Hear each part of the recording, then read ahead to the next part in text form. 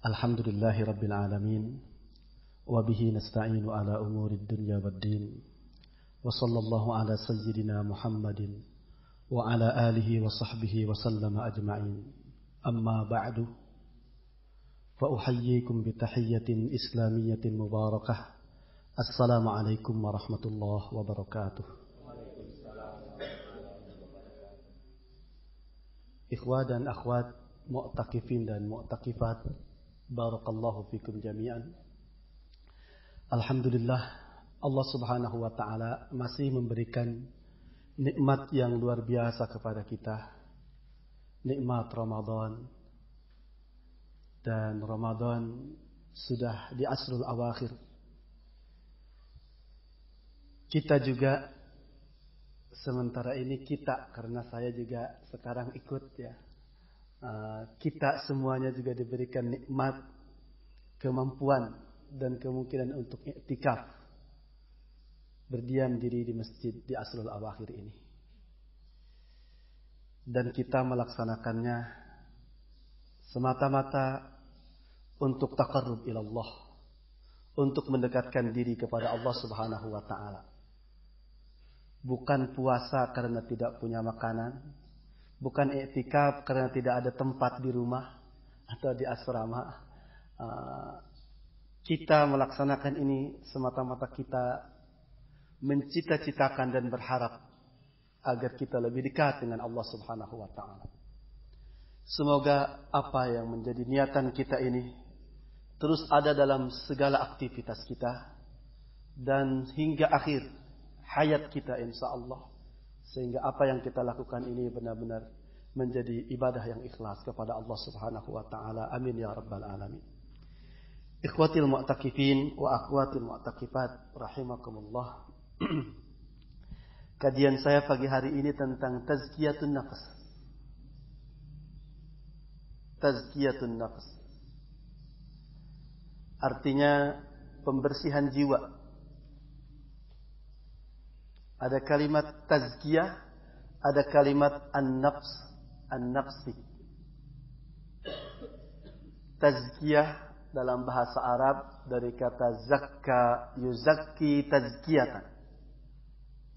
Artinya membersihkan.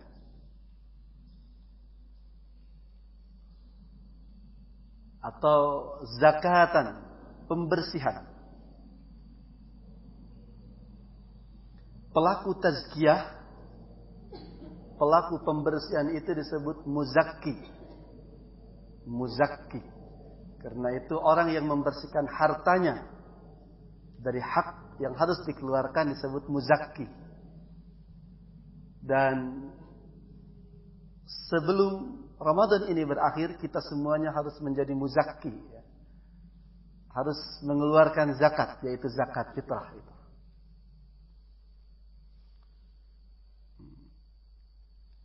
Itu dari kata zaka. Kalau zakka pakai tasdid, membersihkan. Kalau zaka itu bersih artinya.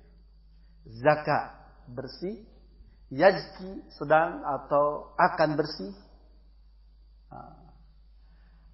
Fi'il isim fa'ilnya pelaku kebersihan itu orang yang bersih namanya zaki. Kalau tazkiyah ini dari kalimat zakka yuzakki tazkiyatan. Muzakki, pembersihan. Pelakunya muzakki, pembersih. Kemudian kalimat yang kedua an-nafs. An-nafs. An-nafsu ini artinya jiwa. Atau ruh. Sering disebut juga ruhani. Sering disebut juga al-qalb. Jantung, bahkan diterjemahkan hati. Kullu insanin hayyin yatakawwanu min jasadin wa nafsin. Setiap manusia hidup selalu saja terdiri dari unsur kehidupan. Dua unsur kehidupan. Yaitu jasad dan ruh. Tidak mungkin disebut manusia kalau tidak ada jasad dan tidak ada ruh. Mesti dua-duanya. Kalau hanya jasadnya saja tanpa ruh, disebutnya apa kan ada ya? Hah? zombie. Ini zombie kata Kang Ade ya. Jasad saja, fisik saja tanpa ruh.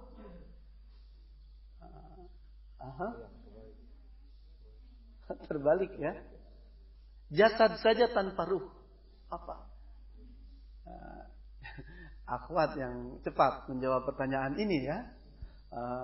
Mayat, bangkai. Iya. Atau ruh saja tanpa jasad? Tadi ya. Apa? Akhwat ada yang orang ada yang bilang ririwa ya. Uka-uka, kalau Kang Ade zombie, apalagi bukan Kang Ade yang zombie. Banyak sebutan ya. Padahal itu semuanya tasmiyatul jahiliyatul ula. Penamaan-penamaan orang jahiliyah. Orang yang tidak tahu apa sebenarnya. Atau orang yang ditutup mata imannya dan sudah ditipu oleh setan dengan ketakutan, bahkan na'udzubillah, ririwa, uka-uka, dedemit dan yang lainnya, itu nama-nama syaitaniah. Tidak benar ya. Tidak ada orang yang sudah meninggal dunia itu lantas kembali lagi ke rumahnya. Jadi ririwa, jadi pocong dan yang lainnya. Tidak. Dia ada dalam genggaman Allah Subhanahu wa taala. Kalaupun ada orang yang pernah bertemu, menemukan, dan kemungkinan besar orang yang menemukan ririwa itu orang penakut yang kerjaannya melamun, ngalamun yang menakutkan, atau aktivitasnya aktivitas yang menipiskan keimanan, kegiatannya kegiatan khurafat dan seterusnya. Kemungkinan orang seperti model itu yang melihat uka-uka tadi ya. Makanya semoga kita dibersihkan karena menandakan kita memungkinkan dipermainkan oleh jin, oleh setan.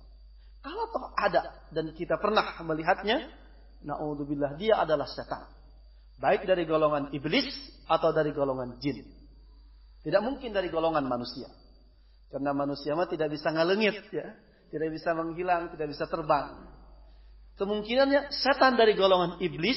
Iblis itu kepala dan rajanya setan yang dulu di antaranya pernah dialog bersama Allah Subhanahu wa taala. Ketika dia tidak mau tunduk, ketika Allah Subhanahu wa taala menyuruh mereka bersujud kepada Adam alaihissalam. Adapun setan juga ada dari golongan jin. Mereka adalah jin yang tergoda dan terkena bujuk rayu iblis. Mereka menjadi setan dari golongan jin. Dan setan ini ada memungkinkan dari golongan jin atau dari golongan manusia. Bedanya kalau setan dari golongan jin itu bisa menghilang, tidak bisa kelihatan, dan dia bisa masuk ke dalam tubuh manusia. Kalau setan dari golongan manusia kelihatan bungkelekan ya, kelihatan wujudnya dan tidak mungkin dia masuk ke dalam tubuh manusia kecuali sebelum dia dilahirkan berada di dalam rahim ibunya. Jadi ruh saja tanpa jasad namanya ruh ya, atau nyawa, atau tadi ruhani itu. Ikhwah, akhwat rahimakumullah. Dua unsur kehidupan manusia ini, fisik dan ruh, perlu perawatan, perlu pembersihan, perlu dipelihara hak-haknya. Sebagaimana kita memandikan tubuh ini, kita perlu memandikan ruhiyah kita, jiwa kita. Ikhwah akhwat rahimakumullah. Sebagaimana kita memberikan makan kepada fisik ini, kita makan pagi, siang, sore, malam, menjelang malam, menjelang pagi, sahur ya, menjelang pagi itu. Seperti itu juga kita harus memberikan konsumsi, santapan bagi ruh kita, bagi ruhani kita. Dia butuh makanan, dia butuh dimandikan, dibersihkan. Al-Quranul Karim dan sunnah Rasulullah Sallallahu Alaihi Wasallam yang begitu banyak menyuruh dan mengarahkan tentang urgensi kita, harusnya kita perhatian dengan jiwa ini. Sebagaimana kita harus perhatian dengan fisik yang kita lihat ini. Bahkan ulama menyimpulkan tazkiyatun nafas, proses pembersihan jiwa, pembersihan ruhiyah itu hiya amrun syar'iyyun wa wasilatun liquwwatil jamaah. Tazkiyatun nafas, pembersihan jiwa, itu adalah perintah syariat, kewajiban dari Allah Subhanahu wa ta'ala. Seorang muslim, seorang mukmin juga wajib mentazkiyah jiwanya, mentazkiyah dirinya. Bahkan para ulama pemerhati dakwah sehingga menyebutkan hiya wasilatun liquwwatil jamaah. Tazkiyatun nafsi ini menjadi sarana utama, sarana yang begitu hebat untuk mengokohkan seorang kader, seorang aktivis dakwah berada pada amaliyah aktivitas dakwahnya dengan baik, berada di lingkungan teman-teman dan kelompok yang memiliki cita-cita yang sama, melakukan dakwah, membina masyarakat dan mencerdaskan umat. Tanpa tazkiyatun nafas, kita yang dulu pernah bercita-cita atau pernah berjanji menginginkan melakukan usaha untuk memperbaiki umat, kemungkinan besar sedikit demi sedikit, lambat laun kita akan tercongkel, akan terlempar, terbuang dari kelompok yang memperbaiki umat ini, yang memperbaiki masyarakat ini. Dengan sendirinya, secara sunnatullah, kekotoran jiwa kita akan membuat kita tidak betah berada dalam jamaah dakwah itu. Keringkihan ruhiyah kita bukan saja akan membuat lingkungan dakwah itu sulit untuk menerima kita, gerah dan tidak kerasan ketika kita berada di dalamnya. Dengan sendirinya juga akan membuat kita mentah, menjauh dari jamaah salihah tersebut. Ikhwati, akhwati rahimakumullah. Jadi salah satu urgensi tazkiyatun nafas, dia adalah kewajiban syariat. Dia kewajiban dari Allah Subhanahu wa ta'ala yang harus kita lakukan dan harus menjadi aktivitas kita. Yang kedua, dia sarana utama untuk menjadikan kita ikut campur berbaur dalam aktivitas dakwah dan perbaikan umat yang sebenarnya. Mari kita perhatikan beberapa ayat Al-Quran dan hadis Rasulullah SAW tentang itu. Yang paling masyhur adalah surat As-Sams, surat As-Samsi. Yang konon ada hadis yang mensunnahkan ketika kita salat duha, kalau sedang iktikaf kan salat duhanya tidak bolong ya, insya Allah kita usahakan selalu salat duha. Kesempatan kita meminta rezeki kepada Allah Subhanahu wa ta'ala.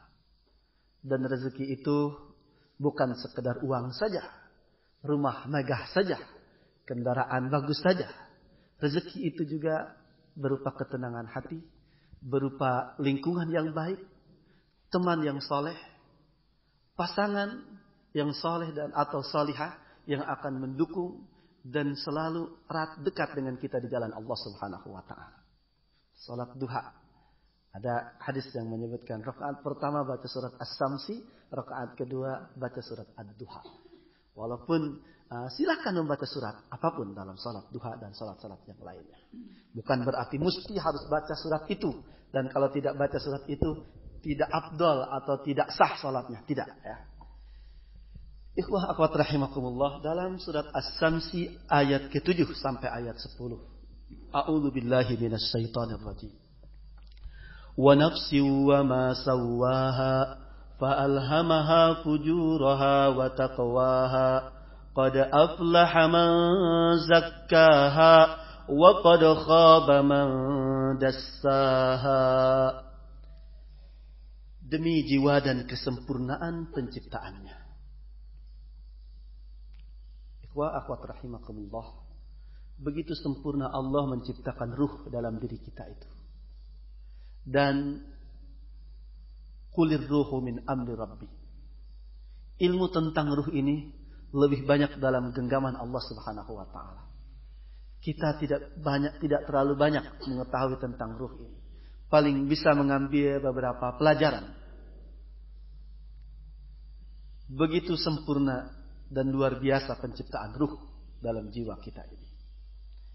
Fa'alhamaha fujuraha wa taqwaha. Kemudian Allah mengilhamkan kepada ruh yang ada dalam diri kita itu fujur, kefasikan, wa taqwaha, dan ketakwaan. Qad aflaha man zakkaha. Artinya ruhiyah, jiwa seseorang itu Allah sudah mengilhamkan secara tuntas kepadanya mana yang fujur, mana yang takwa dalam kehidupan ini. Sehingga ruhiyah seseorang aslinya bisa membedakan mana yang baik, mana yang buruk.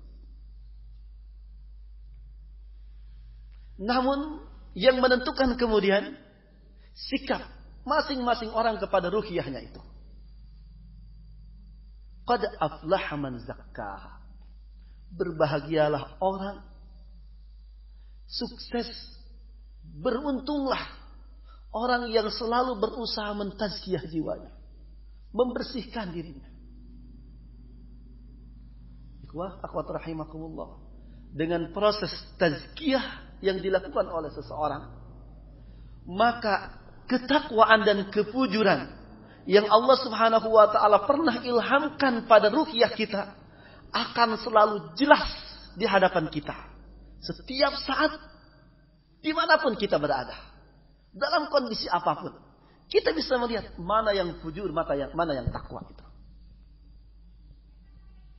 Dan subhanallah, semakin kontinu, semakin dawam proses tazkiyah itu, semakin luar biasa ruhiyah kita itu. Semakin terasah, semakin tajam.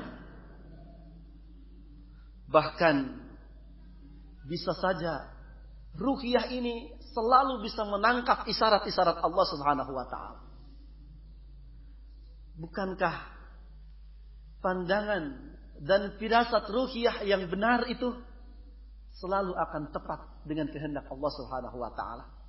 Ada isyarat hadis Rasulullah sallallahu alaihi wasallam, "Iyyakum wa firasatal mu'min." Hati-hati kalian. Waspada kalian. Artinya harus menganggap penting, harus perhatian kalian dengan firasat yang Allah Subhanahu wa taala berikan kepada orang-orang mukmin, kepada orang-orang yang benar-benar beriman dan memelihara keimanannya. Bahkan dia memiliki firasat. Bisa saja yang Allah Subhanahu wa taala kehendaki itu dia sudah merasakannya dengan kepekaan ruhiyah yang bersih itu. Walaupun tentunya tidak dipahami begitu saja. Tidak untuk orang yang mengaku-ngaku mendapatkan ilham dari Allah Subhanahu wa taala, mendapatkan wahyu, ya. Tidak.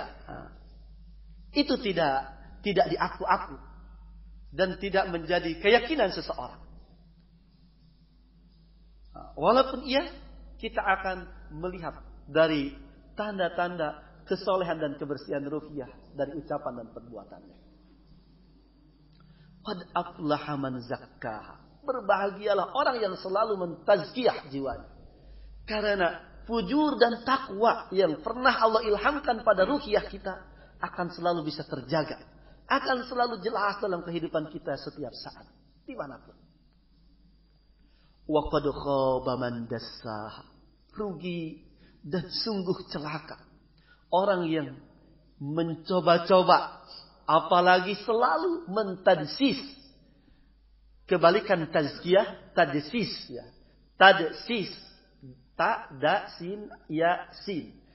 Kebalikan tazkiyah adalah tadsis, mengotori, mencoret-coret dan menodai jiwa. Tadsisun nafs, pasti celaka. Orang yang mengotori jiwa, orang yang mengotori ruhiyahnya. Karena subhanallah, setiap dosa yang dilakukan oleh seseorang akan menutupi kepekaan, akan menutupi pandangan ruhiyah. Boro-boro hal baru dia bisa lihat. fujur dan takwa yang pernah Allah Subhanahu wa taala ilhamkan pun kepada dia akan tertutup dari ruhiyah yang sering melakukan dosa, yang sering dikotori. Firman Allah Subhanahu wa taala dalam surat Al-Mutaffifin semoga jelas untuk kita tentang hal itu. A'udzu billahi minasyaitonir rajim. Kalla bal rana ala qulubihim ma kanu yaksibun. Sungguh sesekali tidak seperti yang mereka perkirakan. Bal, namun sesungguhnya. Dan di situ ada saktah. Saktah itu kalau di Quran cetakan Indonesia biasanya ditulis saktah dalam tulisan kecil. Kalau dalam Quran bagus seperti punya saya ini, cetakan Saudi ya, bagusnya karena dari luar negeri ya ini. Biasanya hanya ditulis sin saja. Kemudian baru di pinggir ditulisan saktah. Ketika membaca, menemukan tanda baca seperti itu, seorang qari, seorang yang sedang tadarusan, hendaknya berhenti sejenak dalam tilawahnya, tapi tanpa mengambil nafas. Kalla bal rana ala qulubihim ma kanu yaksibun. Sesekali tidak seperti yang mereka perkirakan. Bal, namun sesungguhnya kita diminta berhenti untuk konsentrasi dan benar-benar mengingat dengan baik apa yang Allah Subhanahu wa taala sampaikan kepada kita setelah ini. Rana ala qulubihim ma kanu yaksibun. Pasti menutupi hati-hati ruhiyah setiap orang apa atau setiap dosa yang mereka lakukan itu. Ternyata apa yang kita lakukan, bahkan bal kullu harakatin amaliyatin, setiap gerakan kita sekecil apapun, baik ucapan, perbuatan, bahkan rencana hati, tu'athiru 'alan nafsi tazkiyatan wa tajsisan.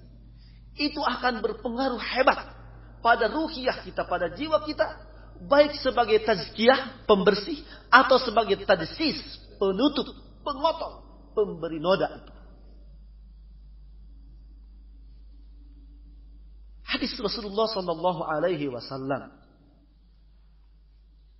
yang menyebutkan bahwa setiap dosa yang dilakukan oleh setiap kita itu akan membuahkan nuqtatan sauda, titik hitam.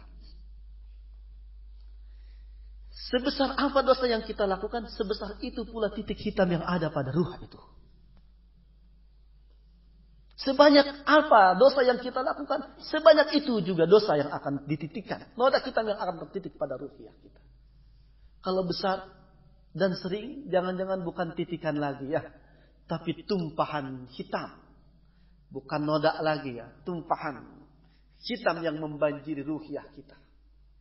Dan bukan berarti dengan bertambahnya tumpahan hitam itu akan hilang tumpahan pertama. Dia akan menumpuk, akan menebal dan menjadikan ruhiyah itu kaku, tidak bisa bergerak.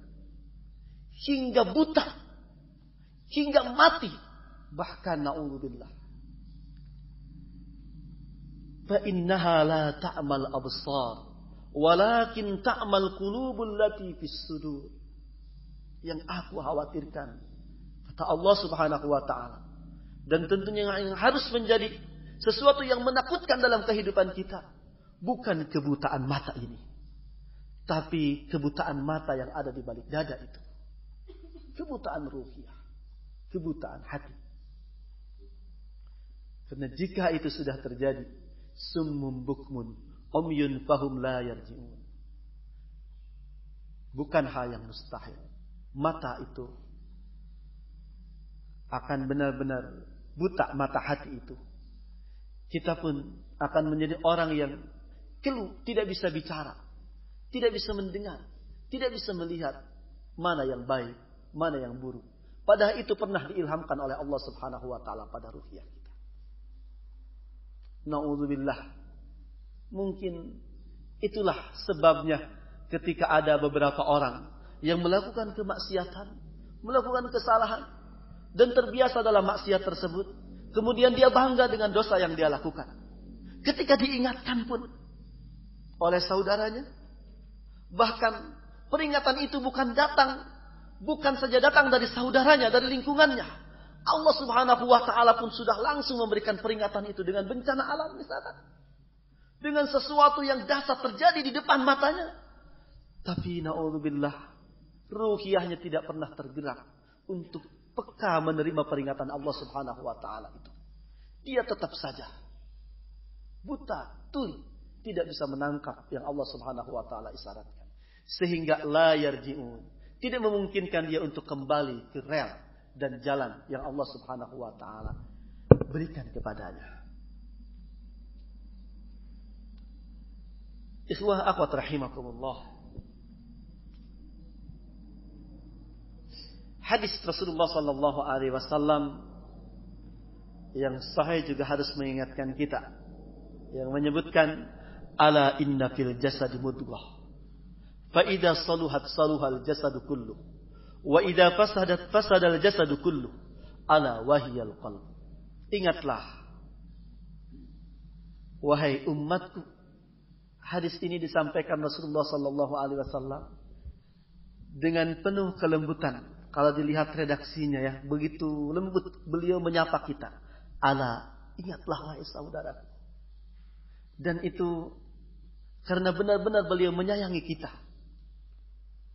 Hal itu terbukti di saat kritis sakaratul maut, yang terucap dari lidah beliau yang mulia itu ternyata ummati, ummati, ummati as-salah.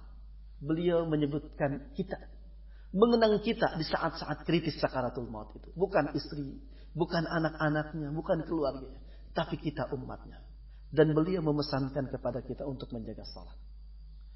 Dari hadis ini juga kita menangkap betapa perhatiannya beliau kepada kita. Dan betapa beliau menginginkan pesan ini kita ambil dengan baik. Umatku, ingatlah. Sesungguhnya dalam tubuh kita ini ada sebuah mudghah, daging kental. Para ulama sering menyebutkan atau menerjemahkan dia adalah jantung sebagai pusat diri kita, hati, al-kabid. Tapi kemudian mereka sepakat bahwa yang dimaksudkan adalah ruhiyah seseorang dalam kehidupannya. Ingatlah, dalam setiap diri kita itu ada mudghah. Fa idza saluhat, ketika mudghah itu sehat, ketika dia baik, saluhal jasadu kullu, maka akan sehat dan baik seluruh tubuh ini, seluruh fisik ini. Maksudnya ikhwan akhwat rahimakumullah, ketika ruhiyah itu sehat, baik, maka ucapan kita pun akan salih, perbuatan kita pun akan salih.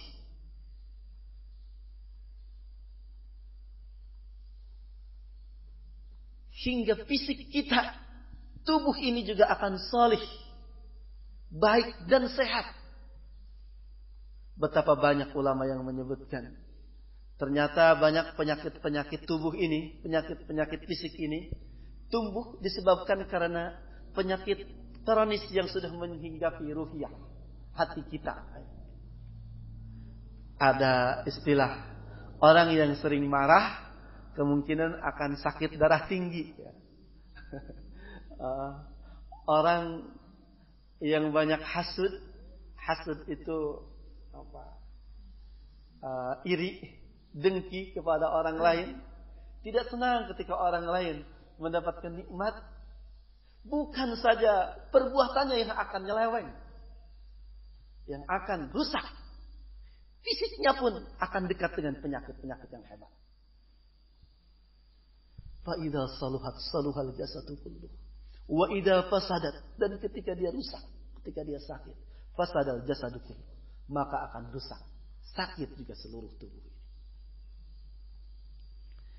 Ikhwah, akhwat rahimakumullah.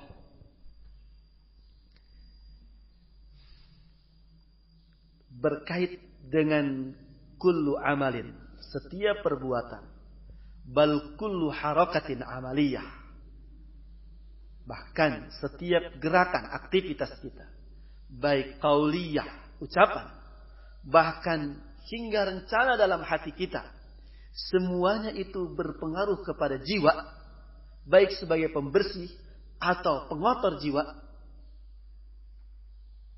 Falihada daiman wajahana al-islamu an yakuna kullu harakatina ibadatan lillahi azza wa jalla. Karena itu lurus dan benar agama Islam, tuntunan Rasulullah sallallahu alaihi wasallam dan Al-Qur'anul Karim ini yang mengarahkan kita, mengajarkan kita agar berusaha setiap gerak-gerik, setiap langkah kita sekecil apapun itu harus menjadi ibadah dan pengabdian kita kepada Allah Subhanahu wa taala. Ikhwah, akhwat rahimakumullah. Karena ternyata semua yang terkait dengan kehidupan kita, yang kita makan, yang kita minum, bahkan udara yang kita hirup, teman yang ada di sekitar kita, semuanya dari mulai yang kecil sampai yang besar, itu berpengaruh kepada ruhiyah kita, baik sebagai pembersih ataupun sebaliknya. Maka Islam memberikan arahan kepada kita agar selalu berusaha menjadikan setiap aktivitas itu adalah ibadah, pengabdian kepada Allah Subhanahu wa taala. Tidak ada sekecil apapun yang menyimpang, yang mubazir, yang sia-sia. Perhatikan tuntunan Islam. Jangankan yang produktif, yang terkesan produktif, yang terkesan malas, kedul, seperti tidur, ya. Masuk kamar mandi, masuk ke tempat yang kotor. Dalam Islam itu harus diusahakan menjadi ibadah. Apalagi belajar, kuliah, menikah, mendidik anak, merawat suami, merawat istri. Ya, walaupun banyak jamaah yang masih SMP, SMU ya, ini kelihatan. Tapi tidak sedikit juga yang bermuka bapak-bapak ya. Seperti saya ini kan bermuka bapak-bapak ya. Apalagi yang luar biasa seperti itu. Bukankah pernikahan misalkan, dengan pernikahan itu, pertemuan kita dengan istri itu bukan pertemuan sekedar dua orang ini. Kita akan berusaha menjadikan pertemuan kedua belah keluarga besar bertemu, dan itu bagi seorang aktivis dakwah mega proyek dakwah. Harus menjadi dakwah, harus berbuah tarbiyah. Putra-putri yang akan lahir dari kita berdua, kalau bukan dari kita berdua ya, dari istri kita atau istri-istri kita, kita harapkan, dan bukan sekedar harapan, tapi benar-benar dari awal kita perhatikan betapa Islam itu memberikan ajaran, tuntunan, tarbiyatul aulad, pendidikan anak-anak itu bukan ketika anak itu lahir atau ketika anak itu ada dalam rahim. Bahkan tarbiyatul aulad, pembinaan anak-anak kita itu dimulai dari pertama kali seorang bujangan, seorang gadis mempunyai azam untuk menikah. Dari situ dimulai tarbiyatul aulad. Ketika Rasulullah sallallahu alaihi wasallam menyampaikan tunkahul mar'u li arba'in. Seseorang itu menjadi layak menjadi pasangan Anda karena 4 hal. Minimal karena 4 hal kebaikan. Karena rupa, karena harta, karena keturunan, karena agama. Namun fadfar bidzatid dini taribat yada. Pesan yang luar biasa, dan ini saya mau cari bata pertama, apa namanya? Ada apa? Fondasi ya dalam pendidikan anak-anak kita. Karena kita menginginkan semuanya berbuah dakwah, semuanya berbuah tarbiyah. Jangankan yang hebat dan besar seperti itu, tidur pun harus menjadi ibadah.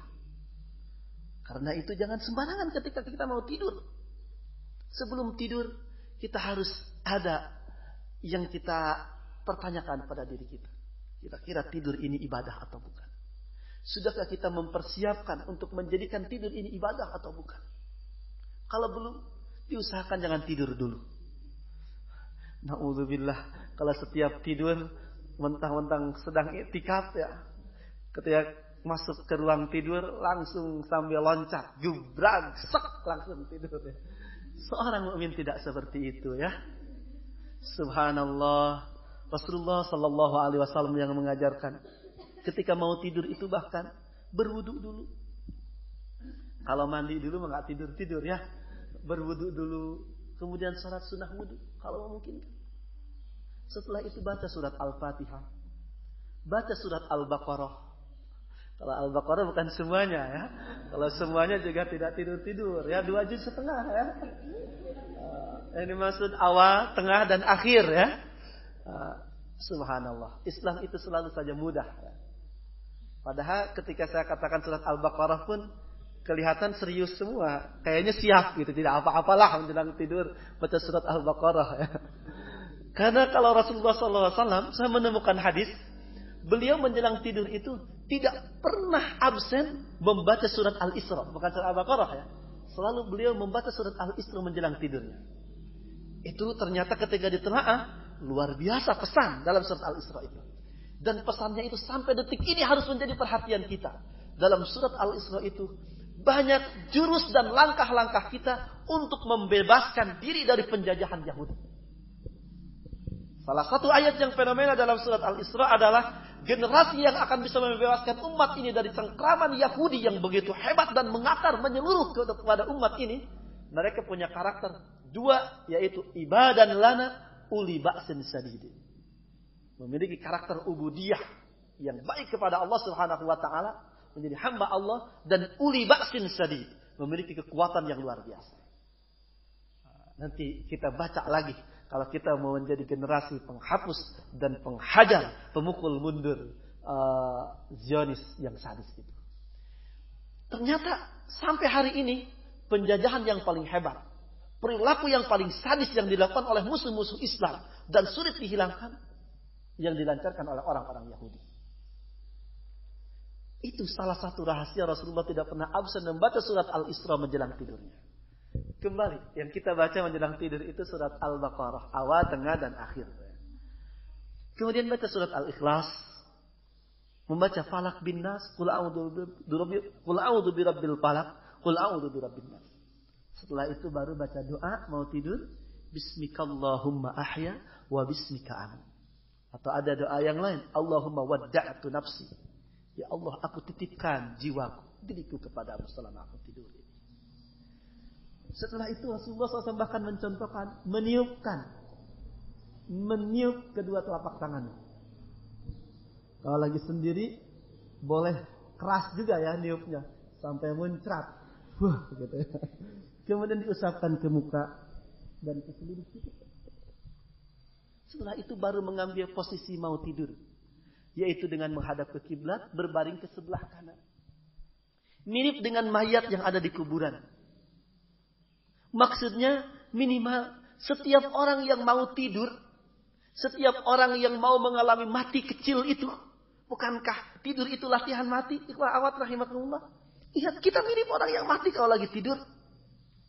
Tidak bicara, paling bunyi saja tapi tidak sadar ya. Ketika dibicarakan, diajak ngobrol, itu tidak connect, tidak nyambung ya. Mirip dengan orang yang mati. Iya. Dia mati kecil, latihan mati. Minimal setiap orang mau tidur itu ingat bahwa suatu saat dia akan berada dalam kondisi seperti itu. Bukan supaya orang yang mau tidur itu jadi penakut ya. Ingat kuburan, ingat pocong tadi, bukan itu. Supaya ingat mau meninggal dunia. Subhanallah.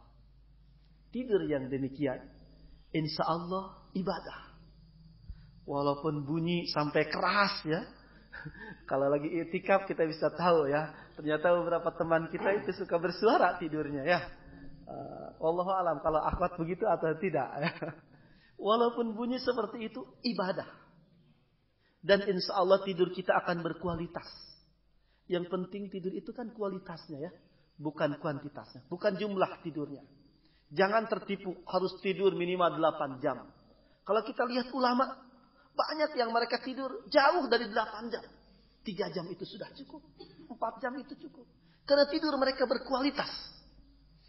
Iya, kalau tidak berkualitas, 12 jam. Dari jam 6, bangun lagi jam 6. Kalau selama tidur mimpi dikejar-kejar harimau taman safari, bangun juga ngos-ngosan ya. Pasti kurus terus kita ya. Jadi, yang penting kualitasnya. Kualitas tidur kita. Dan akan kita dapatkan ketika kita melaksanakan sesuai dengan tuntunan Rasulullah SAW. Selain itu juga menjadi ibadah. Silakan Bapak Ibu antum antuna sekalian merasakan itu.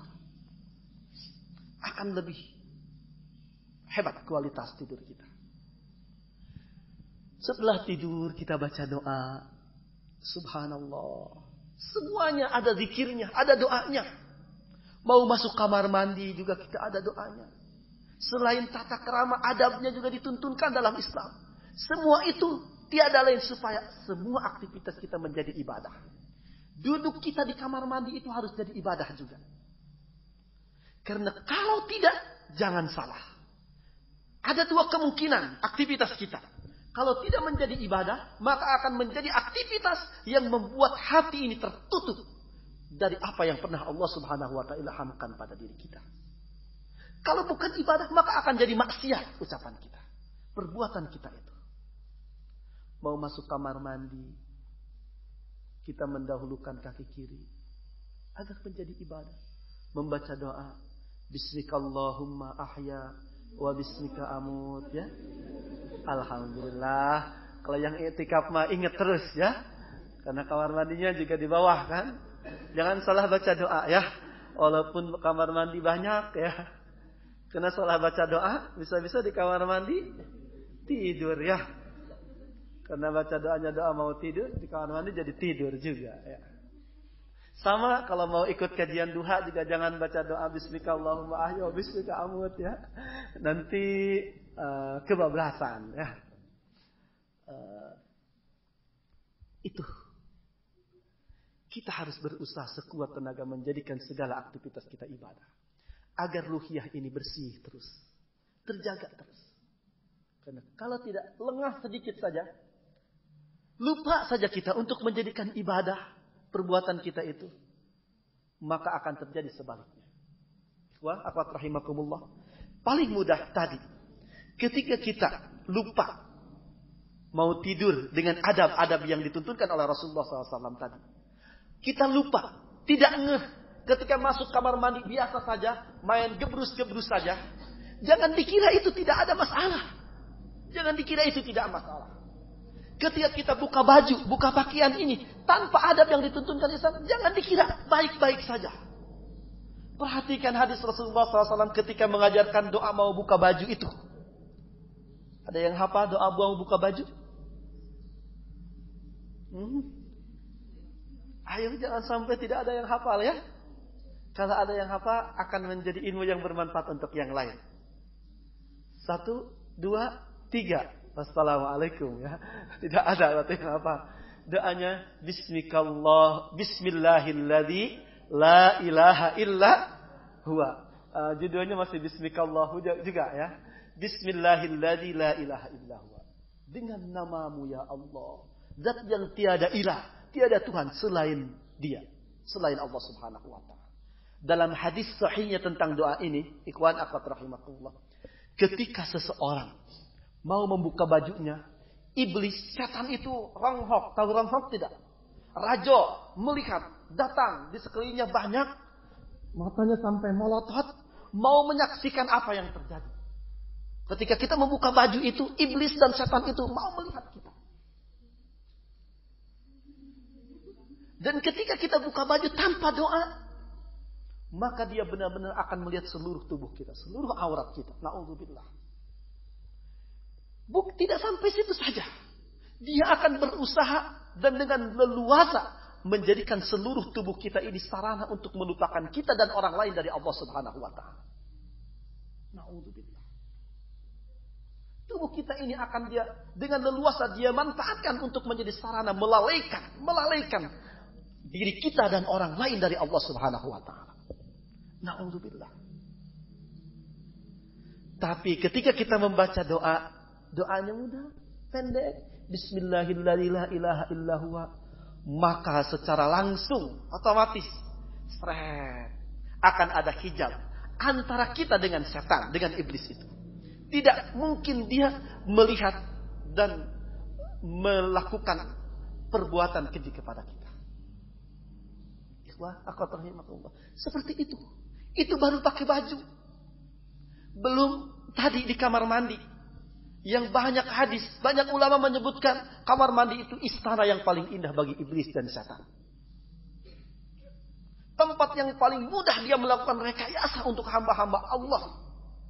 Dari mulai membisiki hati sampai nyelengkat. Tahu nyelengkat ya? Mengkas itu dia sangat memungkinkan di kamar mandi itu.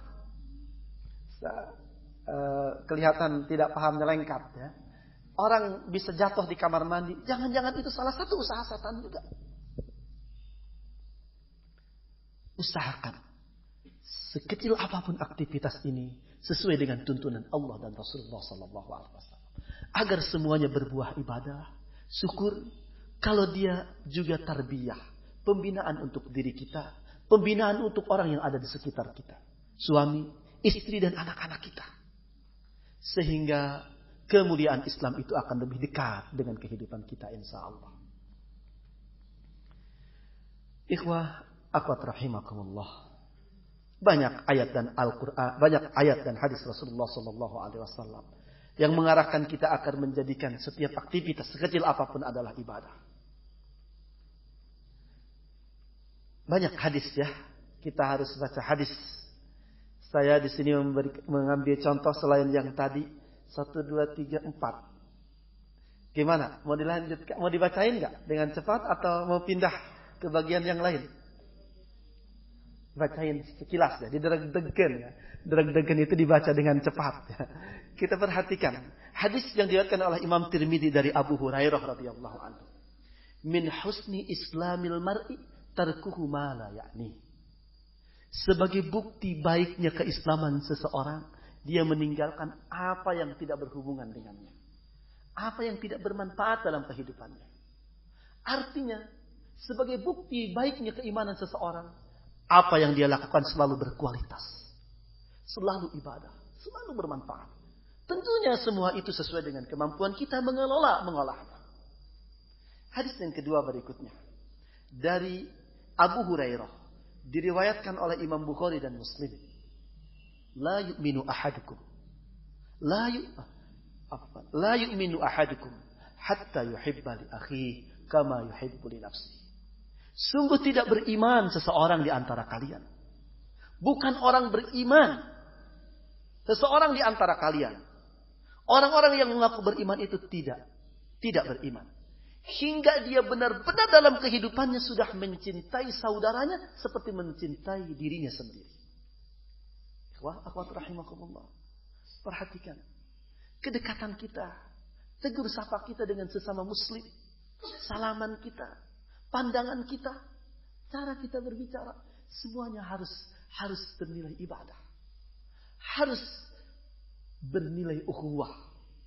Harus ada unsur ukhuwah imaniyah di situ. Kalau tidak, itu bukan perilaku, bukan sikap seorang mukmin. Hadis yang senada sama diriwayatkan oleh Imam Bukhari dan Muslim dari Abu Hurairah radhiyallahu anhu. Man kana yu'minu billahi wal yawmil akhir falyaqul khairan aw liyasmut. Falyukrim jarahu, falyukrim dhaifahu. Ila akhir hadis. Barang siapa yang sungguh-sungguh beriman kepada Allah dan hari akhir, hendaknya ia berusaha berbicara yang baik, yang bermanfaat. Kalau dia tidak mampu berbicara yang baik, yang bermanfaat dan ibadah, maka diam itu akan menjadi pilihan terbaik bagi seorang yang beriman. Begitu juga hendaknya ia memuliakan tamu, memuliakan tetangga. Subhanallah. Betapa Islam menginginkan semua gerak langkah kita ini ibadah. Agar menjadi tazkiyah, pembersih hati, pembersih ruhiyah. Hadis diriwayatkan oleh Imam Bukhari saja dari Abu Hurairah juga. La taghdab, la taghdab, la taghdab, walakal jannah. Jangan suka marah. Jangan marah-marah. Ketika ada masalah jangan disikapi dengan marah. Tidak ada masalah yang bisa diselesaikan dengan kemarahan yang hebat. Jangan marah. Falakal jannah. Maka ketika Anda bisa menahan diri dari kemarahan sesuai dengan syariat, maka bagi Anda adalah surga. Bagi Anda adalah kesuksesan, kemudahan dalam hidup di dunia dan di akhirat. Subhanallah. Wa akhwat rahimakumullah. Selain kita harus berusaha menjadikan setiap aktivitas ini ibadah kepada Allah, hal yang terpenting juga sebagai sarana mentazkiyah ruhiyah kita adalah al-muamalatus sahihah bil Qur'anil Karim atau al-ihtimam bil Qur'anil Karim. Interaksi yang baik, perhatian yang baik terhadap Al-Qur'anil Karim menjadi sarana tazkiyah yang baik untuk ruhiyah kita. Al-Imam Ibnul Qayyim Al-Jauziyah menyebutkan minimal 5 kewajiban kita terhadap Al-Qur'anul Karim. Membaca, memahami, mengamalkan, menghafal, mengajak orang kepada Al-Qur'anul Karim. 5 hal ini sebagai cerminan muamalah, interaksi yang baik kita dengan Al-Qur'anul Karim. Sebagai cerminan perhatian kita terhadap Al-Qur'anul Karim. Jangan sampai kita cuek.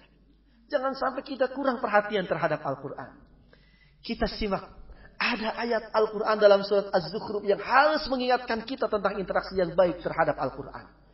Ayat 36 sampai ayat 44. Semua itu tajam mengingatkan kita tentang Al-Quranul Karim. Dimulai dengan ayat وَمَنْ يَعْسُ عَنْ ذِكْرِ الرَّحْمَنِ نُقَيِّضْ لَهُ شيطانا فهو له قرين وإنهم ليصدونهم عن السبيل ويحسبون أنهم مهتدون حتى إذا جاءنا قال يا ليت بيني وبينك بعد المشرقين فبئس القرين إلى آخر الآية. وَمَنْ يَعْشُ, dan barang siapa berpaling. Dalam tafsir Al-Fadil Quran, ya'su ini diartikan yata'amu wa yu'rid wa yataghaba.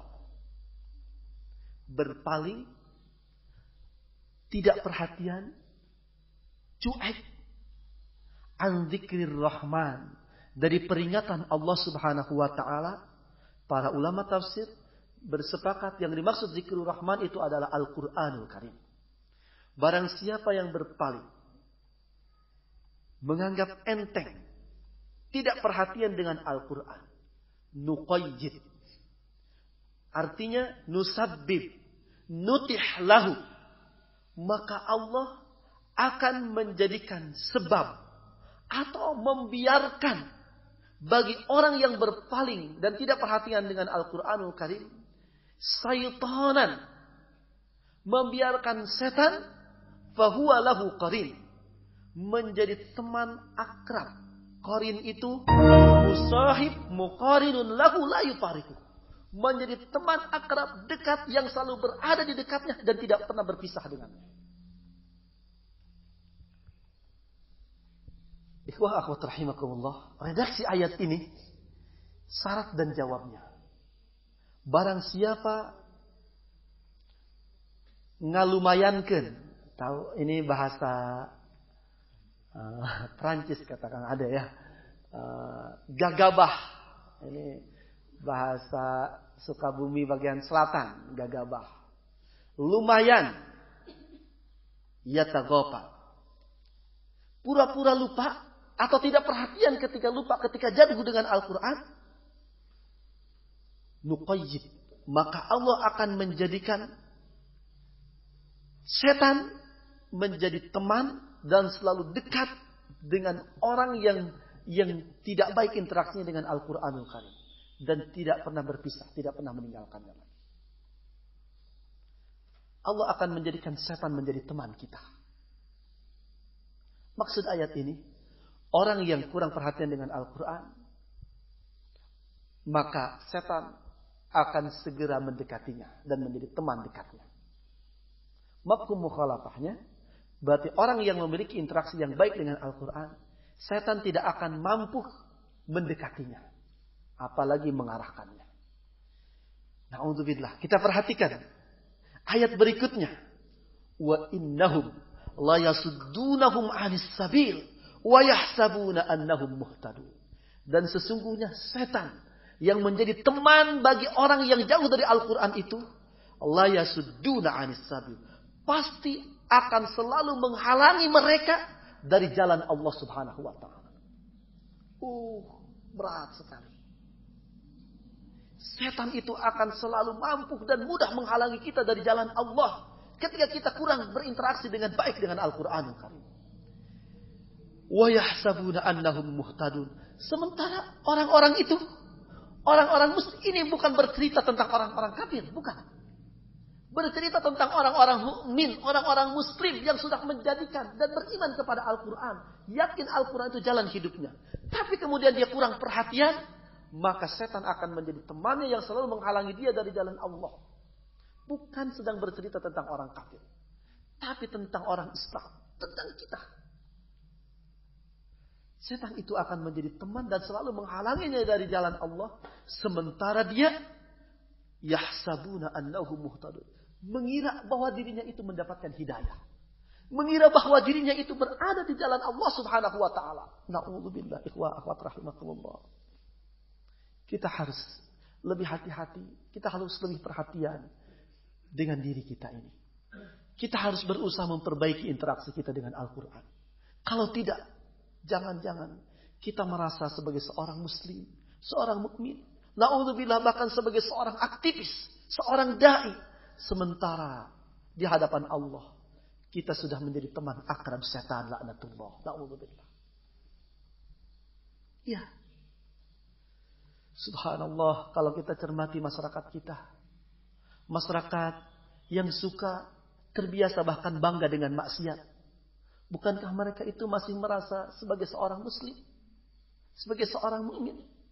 Suatu ketika diledek keislamannya, atau dikatakan kepadanya bukan orang Islam, mereka paling hebat protesnya.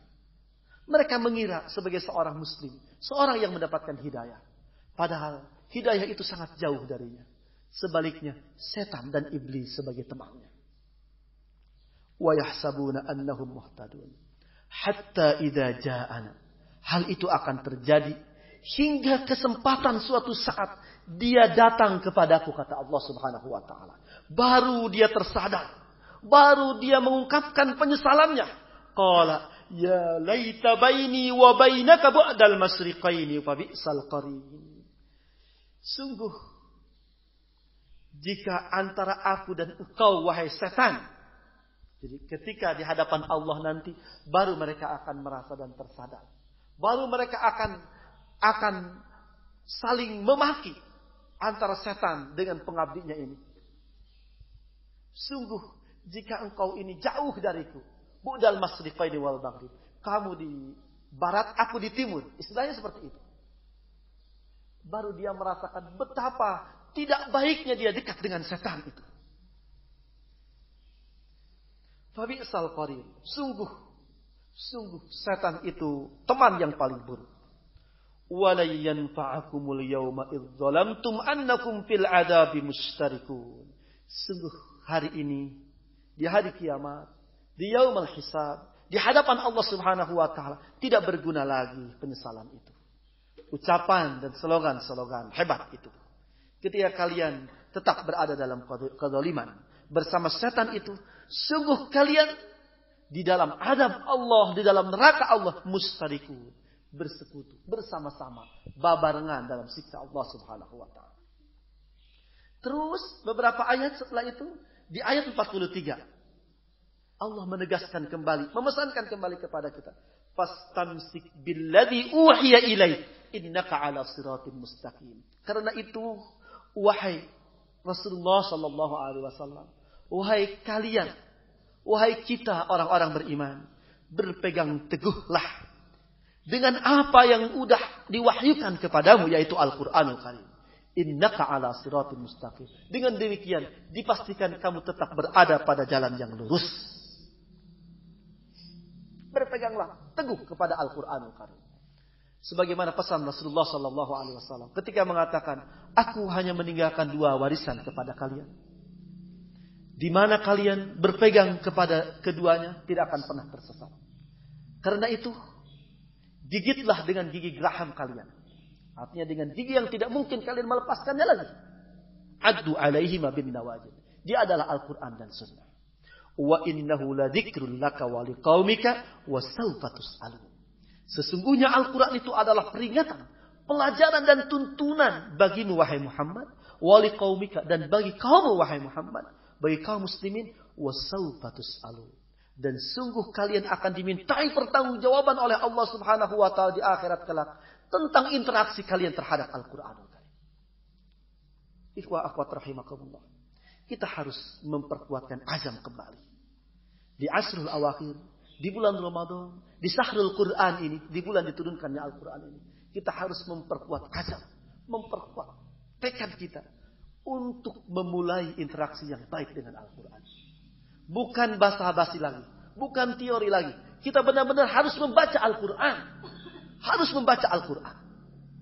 Awali dengan banyak khatam di bulan Ramadan ini. Semoga setelah Ramadan berlalu, minimal 1 kali khatam setiap bulan itu bisa kita lakukan. Sebagaimana banyak dipesankan oleh Rasulullah sallallahu alaihi wasallam. Hasan Al-Banna juga, seorang pemerhati umat di masa ini, di abad ini, memesankan begitu hebat. Bagi seseorang al-akhul muslim, an yakuna laka wirdun yaumiyyun minal Qur'anil Karim, la yaqillu an juz'in wahid. Hendaknya memiliki bacaan rutin dari Al-Qur'anul Karim. Setiap harinya tidak kurang dari 1 juz Al-Qur'an. Untuk mengarahkan kita lebih baik berinteraksi dengan Al-Qur'an. Setelah sering baca, semua kita akan terarah untuk memahaminya dengan baik. Karena itu cara kita untuk bisa mengamalkan. Itu juga yang akan membuat kita bersemangat untuk menghafal. Tidak lagi memandang hafal Quran itu milik orang-orang tertentu. Tidak. Kita punya hak. Punya kemungkinan untuk menghafal Al-Quran. Jangan aneh dengan orang yang hafal Al-Quran. Di usia dini misalkan. Kita tanya adik-adik SMP, SMU, Smart Excellencia ini. Yang bersama kita sekarang di Al-Huriyah dalam i'tikaf ini. Mereka punya pengalaman di usia dini menghafal Al-Quranul Karim. Saya dengar mereka sudah membuat CD murattal yang harapannya bisa dijual ya. Wallahu alam, sambil i'tikaf bisnis CD-nya juga enggak ada-ada ya. Ya, subhanallah. Adik-adik ini banyak dari daerah-daerah terpencil. Bahkan banyak di antara mereka yang sudah tidak ada ayahnya, ibunya. Tapi mungkin dulu di rumah, di kampung mereka tidak terbayang, tidak terpikir akan menghafal Quran sekian juz. Apalagi i'tikaf di Al-Huriyah ini. Ternyata Al-Huriyah itu masjid kampus terbesar ya Kang Adik. Ini kebanggaan untuk Marbot ya. Marbot itu orang-orang yang terikat ya. Supaya semakin semangat dan bangga dengan Al-Huriyahnya. Dan memang patut dibanggakan. Sekarang adik-adik Smart ini sudah banyak menghafal Al-Quranul Karim. Itu milik kita. Kita juga mampu bisa. Saya yakin pandangan Al-Quran itu dihafal oleh orang-orang tertentu saja. Atau na'udzubillah di masyarakat kita ada yang sampai punya pandangan sulit atau semi mustahil menghafal Quran itu. Saya yakin itu peninggalan orang-orang yang menginginkan umat Islam ini jauh dari Islamnya. Bukankah Al-Quran sendiri 4 kali berulang-ulang berjanji menyatakan tentang dirinya dalam surat Al-Qamar, dalam satu surat pendek itu Al-Quran 4 kali mengulang-ulang kalimat yang berbunyi, walaqad yassarnal Qur'ana lidzikri fahal min muddakir. Sungguh aku sudah mudahkan Al-Quranul Karim untuk dipelajari, dibaca, dipahami, dihafal termasuk, diamalkan, didakwahkan. Adakah orang yang sungguh-sungguh? Kuatkan azam untuk menghafal Al-Quran juga. Ikhwah, akhwat rahimakumullah. Yang terakhir. Ini janji terakhir beneran ya. Terakhir sekali. Karena sudah mulai ada yang nangkep tuur ya. Ini berarti sudah mulai ingin selesai kan? Sarana efektif untuk mentazkiyah ruhiyah kita, membersihkan jiwa. Selain berusaha menjadikan sekecil apapun aktivitas kita ibadah, interaksi yang lebih baik dengan Al-Quranul Karim adalah al-halaqatut tarbawiyah. Al-halaqatut tarbawiyah. Sawa'un akana mutarabbiyan aw murabbiyan. Adik-adik smart, ada yang bisa menerjemahkan bahasa Arab ini? Nanti dapat hadiah. Hadiahnya baju baru lebaran dari smart atau dari orang tua masing-masing. Ada yang bisa terjemahkan? Silakan. Atau bapak-bapak juga silakan. Ini benar-benar isyarat ingin segera selesai ya kayaknya ini. Ustaz udah saja deh. Ada yang jawab berarti udah sebutan selesai ini. Ada tidak? Ada yang angkat tangan di belakang? Akhwat, ada yang mau? Diulang lagi. Akhwat begitu ya, diulang lagi. Dasar akhwat ya. Nih simak dengan baik. Tidak ada siaran ulangan berikutnya ya. Karena siaran itu kalau di TV kan mahal kan. Untung kita bukan di TV ini ya. Al-halaqatut tarbawiyah sawa'un akana mutarabbiyan aw murabbiyan. Silakan. 1, 2, 3. Angkat tangan. Ini angkat tangan bukan? Iya. Banyak muka tersenyum sebetulnya paham. Tafadhal Ustaz, enggak? Subhanallah. Kalau ini nggak bisa dapat hadiah ya. Kalau ini ustadznya yang jawab kan? Iya. Sadaqta. Itu kan jawaban ada sadaqta. Anta sahih wa anta mumtaz ya. Ini biar dekat dengan bahasa Arab ya, biar semangat. Biar tidak aneh lagi dengan orang yang bicara bahasa Arab. Ini mah kalau ada orang bicara bahasa Arab sepertinya makhluk planet mana gitu ya. Meni aneh ya. Meni kerung, meni takjub. Bahkan banyak bapak-bapak kalau ada orang yang bisa bahasa Arab tuh, kalau punya anak perempuan segera mau dijadikan mantunya. Begitu juga bapak-bapak yang punya anak laki-laki. Kalau ada wanita yang bicara bahasa Arab seakan-akan segera ingin dijadikan mantunya. Ini mas sekalian memberikan semangat buat yang bisa bahasa Arab ya. Jadi bahasa Arab itu bisa jadi sarana mendapatkan mertua yang soleh, istri yang salihah, suami yang soleh juga bahasa Arab itu. Bahkan saya pernah punya pengalaman bahasa Arab bisa menjadi sebab dapat rumah dengan harga murah. Mau saya ceritakan? Biar semangat juga ya belajar bahasa Arab.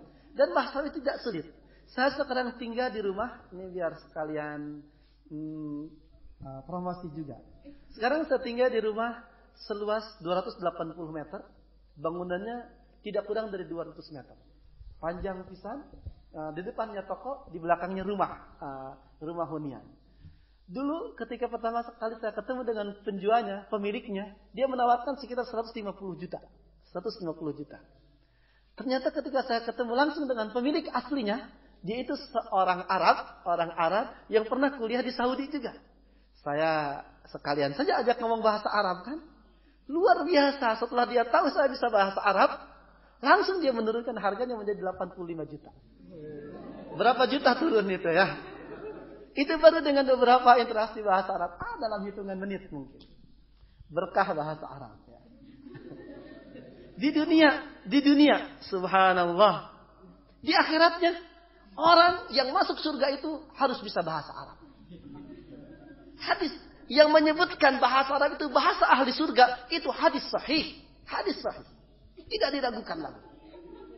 Bagaimana kita mau masuk surga kalau tidak bahasa Arab? Semoga menjadi semangat untuk belajar bahasa Arab ya. Jazakallahu khairan ya Ustaz.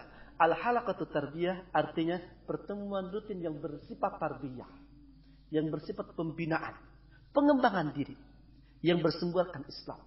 Halaqah tarbiyah, halaqah liqan tarbiyah dan kajian, mentoring, majlis ta'lim, seterusnya nama-nama itu silakan. Mungkin di Bogor namanya lain, di Sukabumi namanya lain, apalagi di Prancis sana ya lain namanya. Silakan. Tapi prosesnya adalah pembinaan yang rutin, yang berdasarkan dan bernilai Islam. Baik kita sebagai murabbi, pembinanya, atau sebagai mutarabbi. Bagi para tamu di kampus IPB tercinta ini, mahasiswa IPB ini mahasiswi semua ya. Jadi tidak aneh yang saya sampaikan ini. Halaqah atau liqan ini sudah tidak asing. Bahkan menjadi tren bagi kebanyakan mahasiswa. Bahkan banyak mahasiswi yang nulis di buku catatan hariannya, tidak mungkin saya menerima seorang laki-laki menjadi suami saya kecuali dia ikut halaqah, ikut liqan. Baik itu benar-benar tertulis di buku harian atau tersirat. Banyak mahasiswa yang sudah mempunyai pandangan seperti itu. Jadi liko, tarbiyah, pembinaan Islamiyah ini sudah menjadi tren dan keren bagi kalangan anak muda, terutama di lingkungan kampus ini.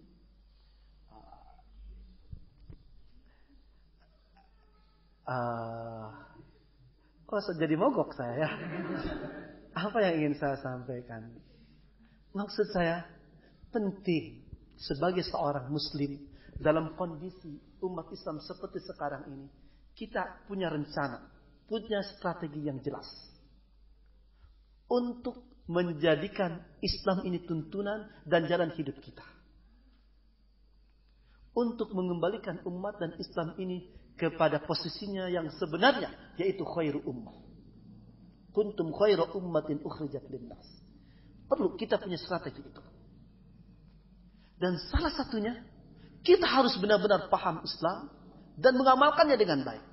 Dan salah satu caranya tadi, kajian rutin itu penting. Yang alhamdulillah sekarang mulai disadari oleh banyak masyarakat. Apapun mungkin sarananya silahkan. Tidak mesti namanya halaqah atau liqan. Tidak mesti itu. Pertemuan rutin dan terus menerus dan bukan hanya bersifat transfer ilmu, mengajarkan ilmu saja, tapi benar-benar terbina, terarah. Itu penting untuk mentazkiyah diri kita, untuk menjadikan kita seorang muslim yang sebenarnya. Yang insya Allah dengan seperti ini, kita akan kembali dalam Islam yang ya'lu wala yu'la alaih. Menarik yang dicatat oleh wartawan Republika 2 pekan yang lalu tentang wawancara mereka dengan Harun Yahya. Adnan Oktar nama aslinya.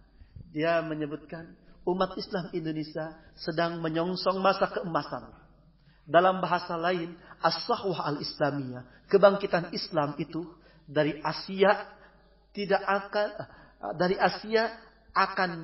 akan muncul dengan dipimpin oleh negeri terbesar umat Islam di dunia ini, yaitu Indonesia. Dan beliau mencatat hal itu akan terjadi sekitar 10 tahun lagi. Ketika proses pembinaan ini terus berlanjut, tidak ada perbedaan yang berarti yang luar biasa di kalangan masyarakat ini, dan tidak ada anarkisme di kalangan umat. Semoga kita dengan bekal ruhiyah yang bersih menjadi bagian gerombolan orang yang akan mengangkat dan memajukan menghusung as-sahwah al-islamiyah ini. Jangan sampai kita sekedar menjadi penonton saja yang akan ngalamat curug dan sekedar ngangguk-ngangguk ketika semua itu terjadi. Na'udzubillah. Semoga Allah menjadikan pertemuan ini mubarakah, penuh barakah, dan menjadikan ibadah yang ikhlas kepada kita, kepada Allah Subhanahu wa taala, sehingga menjadi berpengaruh baik dalam kehidupan kita sehari-hari. Kesalahan dan kekurangan mudah-mudahan ada dalam maghfirah Allah Subhanahu wa taala. Aqulu qawli hadza wa astaghfirullah li wa lakum. Jazakallah kepada Ustadz Asep yang telah menyampaikan materi. Baik, selama beberapa menit ke depan kita akan mencoba mendiskusi. Kami persilahkan kepada para peserta yang ingin mengajukan pertanyaan berkaitan dengan materi yang telah disampaikan. Mungkin dari Ikhwan atau akhwatnya. Dari Ikhwannya ada. Silakan Pak. Barakallahu fiik. Boleh saya tahu namanya, Bapak? Subhanallah, Bapak Brata ya. Semoga saya bisa lebih mengenal dengan baik Bapak yang soleh dan beriktikaf bersama anak-anak muda ini. Subhanallah. Usianya mungkin 70 tahunan ya. Hampir 70 tahunan. Tapi ketika berada di tengah-tengah anak muda, hampir kelihatan 25 tahunan. Subhanallah. Semangat dan kecekatannya. Buktinya beliau paling pertama kali bertanya sebelum yang muda-muda ini bertanya. Berarti lebih cepat larinya kan? Barakallahu fiik. Semoga kita bisa mencontoh banyak dari sesepuh ini. Dari sepuh ini, dari orang tua kita ini, dan semua kita bisa menemukan hikmah dari muamalah kita, kebersamaan kita di masjid ini dari beliau insyaallah. Yang beliau utarakan tadi, apa yang menjadi sebab orang ketika kita perhatikan secara keilmuan luar biasa, beliau sebutkan profesor bahkan, tidak sedikit juga yang punya titel ustadz juga ya. Walaupun ustadz ini kan tidak diberikan dari universitas tertentu ya. Ustadz, udah gitu profesor. Tapi kemudian kita menemukannya berkata, menulis, bersikap yang justru bertolak belakang dengan nilai-nilai Islam. Iya. Salah satu yang memprihatinkan kita di tanah air ini pernah, kalau tidak boleh dibilang sering, kita menemukan orang-orang semodel ini ya. Sebetulnya sering ya kita mendengar tulisan, ungkapan orang yang sebetulnya kita menghormatinya secara keilmuan, tapi ternyata menghenyakan, membuat kita sulit menerimanya dari orang seperti mereka.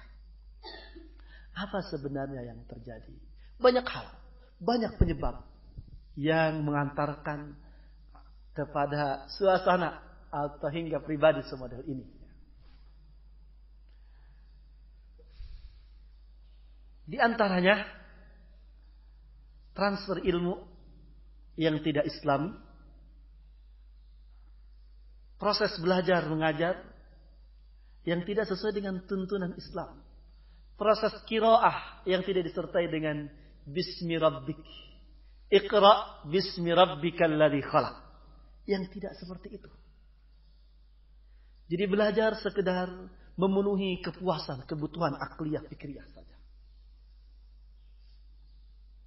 Itu tahapan yang paling rendah. Karena salah, tidak tepat langkah di awal dia mencari ilmu. Sehingga proses pembelajaran itu tidak lebih dari proses transfer ilmiah. Terus saja otak yang digali ilmu. Itu tahapan yang paling rendah. Tahapan yang agak parah. Dan Allah saya bisa menyebutkan yang lebih parah lagi nanti atau tidak.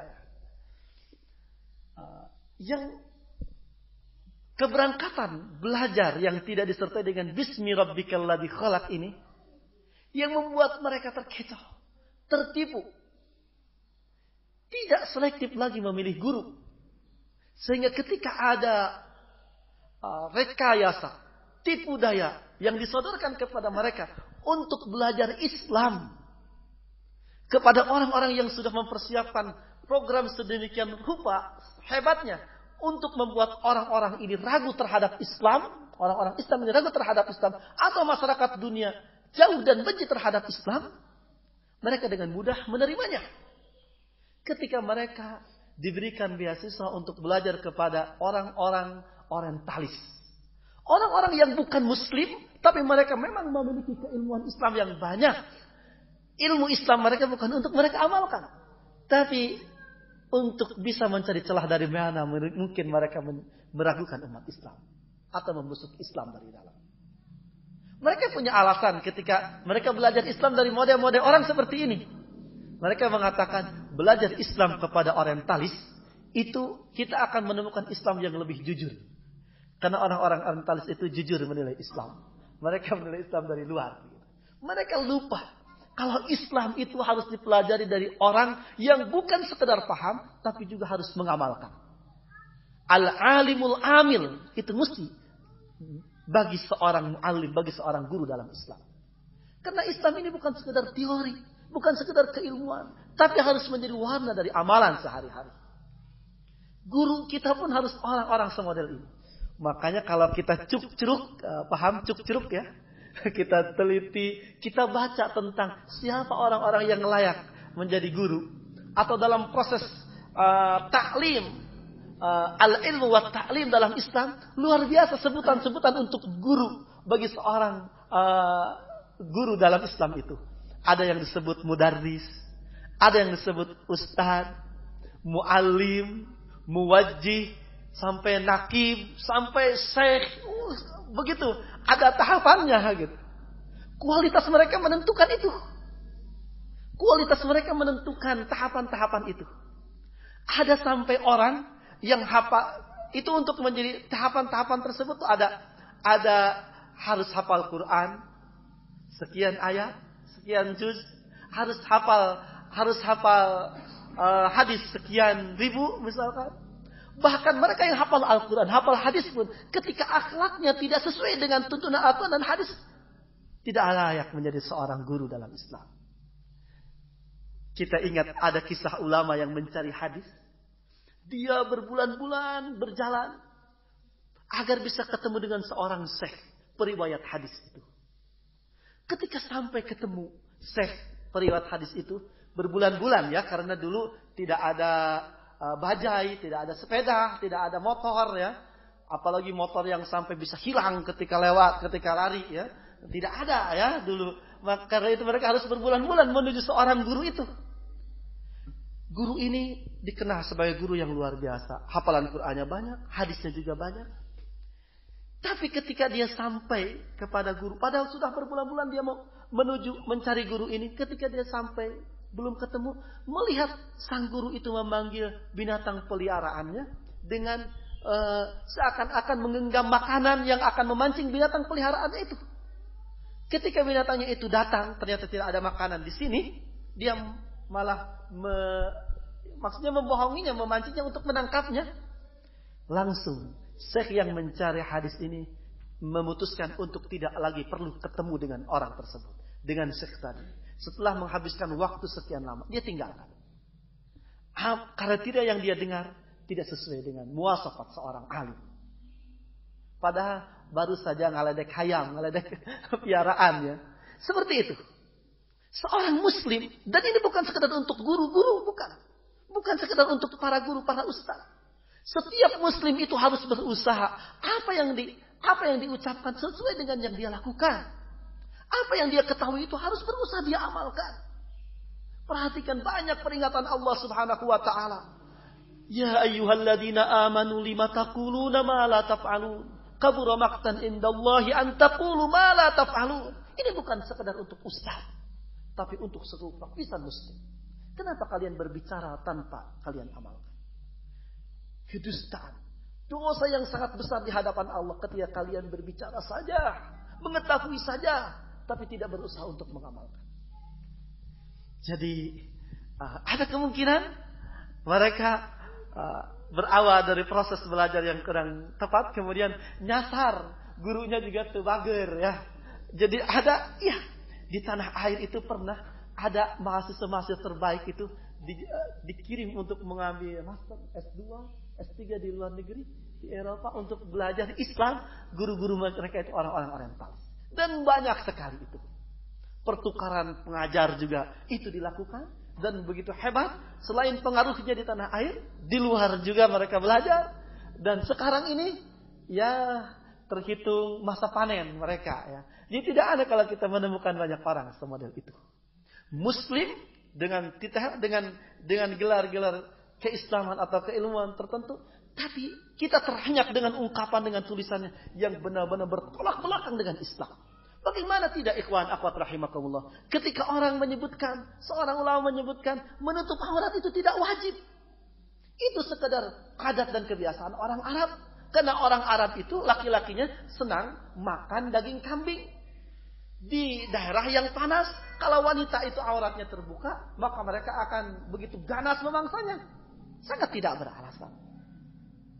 Kemudian mereka, na'udzubillah, sampai ada tulisan tentang indahnya. Saya tidak sampai hati menyebutkan atau membaca judul buku itu di hadapan para mu'takifin, para mu'takifat seperti ini.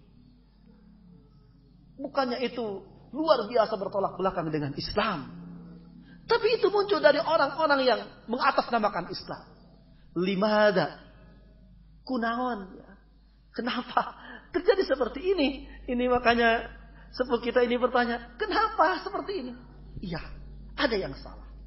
Bahkan dengan sengaja itu dilakukan, dengan sengaja itu diprogramkan. Mereka membuat lembaga-lembaga yang memungkinkan untuk melakukan itu. Na'udzubillah, kalau yang lebih parah dari itu. Kalau yang lebih parah dari itu, Allah alam, semoga kita bisa membayangkan. Banyak ternyata pesan Allah dalam Al-Quran itu. Kenapa kita dalam sehari semalam, dalam sholat itu minimal 17 kali, 17 rakaat kita membaca surat Al-Fatihah. Di akhirnya itu kita memohon doa kepada Allah. Ya Allah, tunjukkanlah aku jalan yang lurus, jalan yang benar, jalan orang-orang yang telah Engkau beri nikmat, yaitu para nabi, para salihin, para sahabat, para siddiqin, orang-orang yang jujur, para syuhada dan salihin. Bukan jalan-jalan orang-orang yang Engkau benci.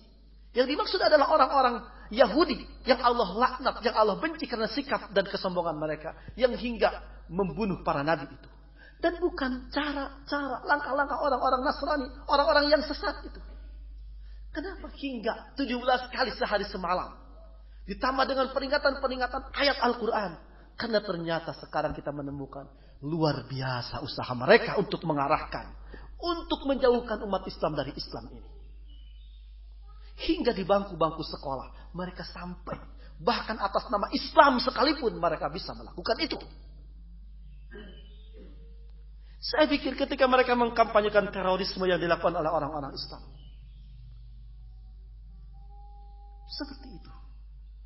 Dan hati-hati yang bersih, ruhiyah yang zakiyah, hati yang mutmainnah, yang akan bisa dengan tepat membedakan mana yang hak, mana yang batil.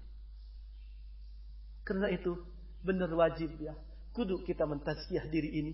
Selain kita harus istiqomah, memohon, berdoa kepada Allah. Allahumma arina haqqa haqqa warzuqna ittiba'ah, wa arinal batila batila warzuqna ijtinabah.